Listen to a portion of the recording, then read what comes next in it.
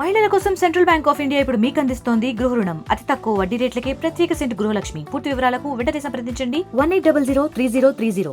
వ్యతిరేకంగా లడ్డూల సమస్య, ఈ లడ్డూల సమస్యను కూడా మాకే చుట్టారు.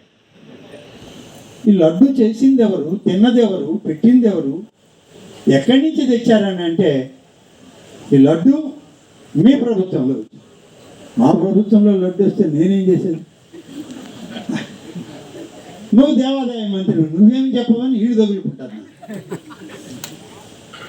4 రోజులు మానసికంగా ముఖ్యమంత్రి గారి దగ్గర నుంచి కింది అధికారి వరకు అందరం ఆలోచనలో పడ్డాం. ఏంటి విపత్తు? ఒకవైపు తుఫాను, ఒకవైపు సాక్షాత్తు దేవదేవుడైనటువంటి వెంకటేశ్వర స్వామికే అపచారం. ఎక్కడ జరుగుతున్న ఈ తప్పులను చూస్తే మాది కాదు పొరపాటు, మేము చేసింది కాదు. 2022 సంవత్సరంలో ఆనాడు ఎవరి ప్రభుత్వం ఉంది ఆలోచించండి. మొత్తం నెయ్యి కొనే టెండర్ల దగ్గర నుంచి దానికి కావలసినటువంటి జీడిపప్పు, ఏలకలు, కలకండ, చక్కెర, ఈ అన్ని టెండర్లకి ఉన్న మొత్తం విధానాలు మార్చింది 2022. 3 సంవత్సరాల అనుభవం ఉన్న కంపెనీయే సర్వ్ చేయాలంటే అవసరం లేదు, 1 సంవత్సరం ఉంటే చాలు పొమ్మన్నారు. అలాగే నెయ్యి సరఫరా చేసేవాళ్ళు అన్ని సర్టిఫికేట్లో ఉంటే అవసరం లేదన్నారు. అలాగే పెద్ద పెద్ద కంపెనీలు ముందుకు వస్తే రివర్స్ టెండరింగ్ పెట్టారు. మనకు పెడతారు సంస్థలకి రివర్స్ టెండరింగ్. రివర్స్ టెండరింగ్ అంటే టెండర్లో ఒక 100 రూపాయలు వస్తే మళ్ళీ ఒక టెండర్ పెడతాడు, ఎవడు తక్కువకి ఇస్తారు. ఇంకా ఆహార పదార్థాలు, తిరుమల తిరుపతి దేవస్థానం ప్రసాదాల మీద కూడా రివర్స్ టెండరింగ్ పెట్టి ఇవాళ రాష్ట్రంలో ఆవు నెయ్యి కొనుగోలు చేయాలంటే 550 రూపాయలకి తక్కువ ఏ కంపెనీ ఇవ్వదు. మంచి కంపెనీ 320 రూపాయలకి ఇస్తానన్నాడు. కనీసం అప్పుడన్నా బుద్ధి రావాలి కదా. 550 రూపాయల నెయ్యి ఉంటే 300 రూపాయలకి ఇస్తానంటే ఏ రకమైన నెయ్యి ఇస్తున్నాడని నేను కనీసం ఆలోచించరా ఎవరు? అమ్మ, మీరు బజార్కి వెళ్తారు, మీరు సరుకులు కొంటారు, బజార్లో 10 రూపాయలు ఉన్నటువంటి నూనె 3 రూపాయలకి ఇస్తాడంటే తక్కువ ధరని తెచ్చేసుకుంటామా? ఇది బాగుందా లేదా అని చూడమా? దాని వాసన, రుచి, రంగు ఏ విధంగా ఉందో గమనించమా? ఇవన్నీ ఏమీ అక్కర్లేదు, 320 రూపాయలకి నెయ్యి కొంటామన్నారు. మేము అధికారంలోకి వచ్చిన తర్వాత ముఖ్యమంత్రి గారు ఒక అధికారిని అక్కడ పెట్టాడు. టీటీడీలో చాలా తప్పులు జరిగాయి, సరిచెయ్యి అన్నాడు. ఆయన ఒకటొకటి సరి చేసుకుంటా వస్తే ఈ లడ్డు గొడవ ఆయన దగ్గరికి వచ్చింది. ఒక 4 నెయ్యి ట్యాంకర్లు వస్తే ఆ నెయ్యి ట్యాంకర్లని పరీక్ష చేస్తే ఆ పరీక్షలో ట్యాంకర్లలో నెయ్యి కల్తీ ఉంది, ఇది దేవుని యొక్క ప్రసాదానికి అర్హత లేదు అని చెప్తే దాన్ని పక్కన తీసేసి కొత్తగా మళ్ళీ నెయ్యి తెప్పింది. ఆ రిపోర్ట్లన్నీ బయటకు వస్తే ఈ రిపోర్ట్ ఇప్పుడు వచ్చింది కాబట్టి, ఇప్పుడు ఉండేది చంద్రబాబు నాయుడు ప్రభుత్వం కాబట్టి ఇది చంద్రబాబు నాయుడు చేసిన కల్తీ అంటారు. ఏమన్నా బుద్ధి జ్ఞానం ఉందమ్మా? మనిషి పుట్టినవాడు ఎవడైనా మాట్లాడతాడా? చేసిన భ్రష్టత్వ పనులు మీరు, చేసిన అపచారాలు మీరు దేవుడికి, కనీసం దేవుడికి అపకారం చేశామని అన్న ఆలోచన లేని పరిస్థితుల్లో ఇన్ని భ్రష్టత్వ పనులు, భ్రష్టులుగా మీరు మారి ఆ బురద మాకు పుయ్యాలని ప్రయత్నిస్తే ఏం చేద్దాం చెప్పండి. 4 రోజులు పట్టింది అధికారులతో సమీక్షించి అన్ని రికార్డులు వెరిఫై చేస్తే నిన్న సాయంత్రానికి తేలింది 2022లో ఈ పెద్ద మనుషులందరూ కలిసి టెండర్లనే గోల్మాల్ చేసి ఈ అర్హత లేనటువంటి, క్వాలిటీ లేని ఫుడ్ తెప్పిస్తున్నారు, వస్తువులు తెప్పించారు. మనకు కూడా బాధ కలగవచ్చు. మాకైతే మనస్తాపం ఉంది, బాధ ఉంది.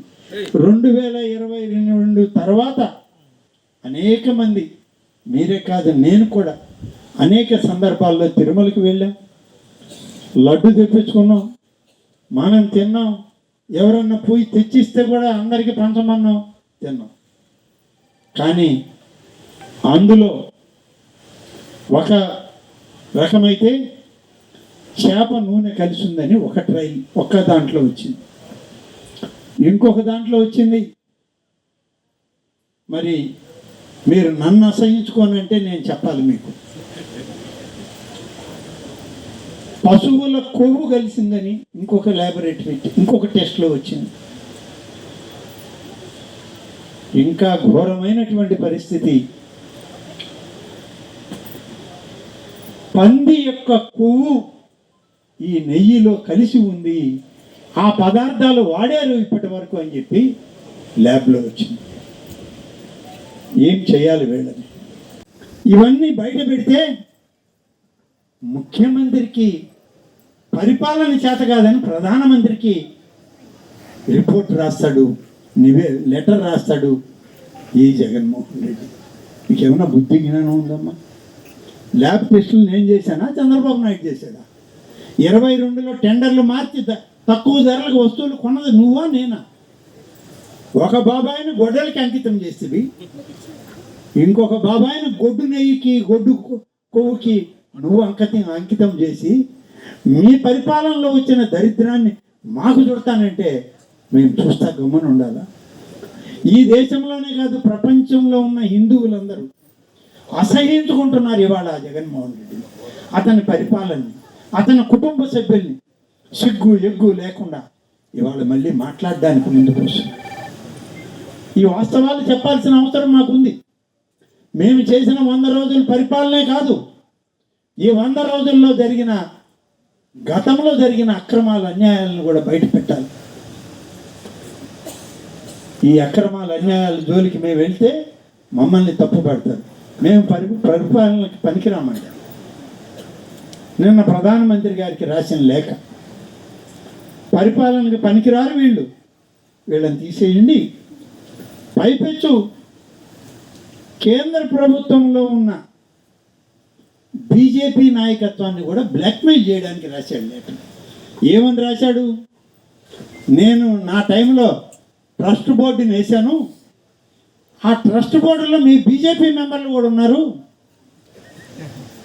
ఈ ట్రస్ట్ బోర్డులో అనేక రాష్ట్రాల ముఖ్యమంత్రులు ఇచ్చినటువంటి సభ్యులు కూడా ఈ ట్రస్ట్ బోర్డులో ఉన్నారు, కాబట్టి ఈ చర్యకి నేనే కాదు మీ బీజేపీ కూడా బాధ్యులే అని వాళ్ళని కూడా బ్లాక్మెయిల్ చేయడం. అంటే ఈయనకి ఎంక్వైరీ చేయడం ఇష్టం లేదు, విజిలెన్స్ ఎంక్వైరీ చేయకూడదు, సిట్ ఎంక్వైరీ ఐజీలు పోయి చేయకూడదు.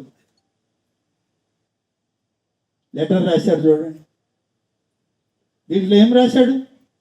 బీజేపీ వాళ్ళు కూడా మెంబర్లు ఉన్నారయ్యా, చుట్టుపక్కల 5-6 రాష్ట్రాల ముఖ్యమంత్రులు ఇచ్చిన పేర్లు కూడా దీంట్లో ఉన్నాయి, వీళ్ళందరూ ఉంటే నేను ఒక్కడినా, లేకుంటే మా బాబాయ్ అన్న తప్పు చేసింది అంటాడు.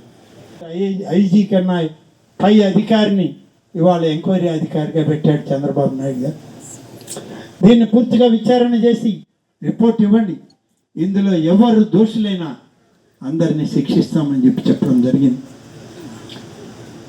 ఈరోజు నాకు కూడా 2 రోజుల నుంచి ఈ వరదల తుఫాన్లు తిరిగి కొంత వైరల్ ఫీవర్ ఉంటే దీనికోసం నేను అక్కడ సార్తో ఉండి నిన్న ఎంక్వైరీలు చివరిగా ఆయన ప్రెస్ మీట్లో కూడా ఉండి ఆయన ఆదేశాలు తీసుకొని ఇవాళ ఈ 100 రోజుల పండుగకి రావడం జరిగింది. మరిన్ని వీడియోస్ కోసం ఛానల్ ని సబ్స్క్రైబ్ చేయండి, లేటెస్ట్ అప్డేట్స్ కోసం వాట్సాప్ ఛానల్ ని ఫాలో చేయండి అండ్ లింక్ డిస్క్రిప్షన్